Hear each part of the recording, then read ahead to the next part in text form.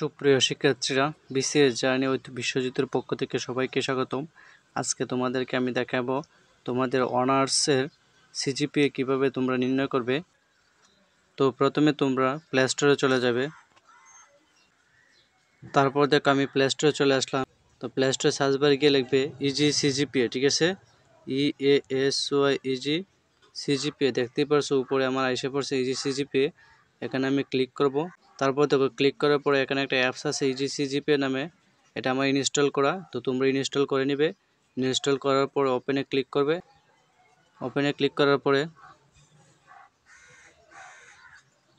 একটু লোডিং নেবে। এখন কথা হলো, তুমি যে সিজিপিএটা নির্ণয় করবে সেই সিজিপিএ এর মার্কশিটটা তুমি আগে বের করে রাখবে। বের করার পরে তুমি এখানে তুমি যে সাবজেক্টে সিজিপিএ নির্ণয় করবে সেই সাবজেক্ট সিলেক্ট করে নিবে। আমি একটা পলিটিক্যাল সায়েন্স সিলেক্ট করে নিলাম। তারপর ইয়ার সিলেক্ট করবে তুমি যে এরে, আমি ফার্স্ট ইয়ার সিলেক্ট করে নিলাম। তারপর চেক করে দিবে।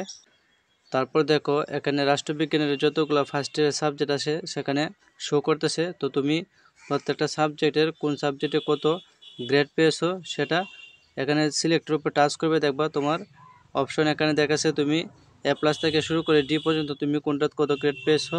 মনে করো তুমি পাইছো A+, তো লিখবা তুমি A+। তারপর দেখো দ্বিতীয়তে সিলেক্ট করবা তুমি মাইনাস, ক্লিক করবে মাইনাস। তারপর তৃতীয় তো সিলেক্ট করবা তুমি মনে করো পাইছো B+, বি করবো B+।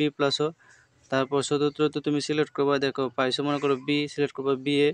তারপর পঞ্চমে দেখো পাইছো মনে করো তুমি এতে সিলেক্ট করবা।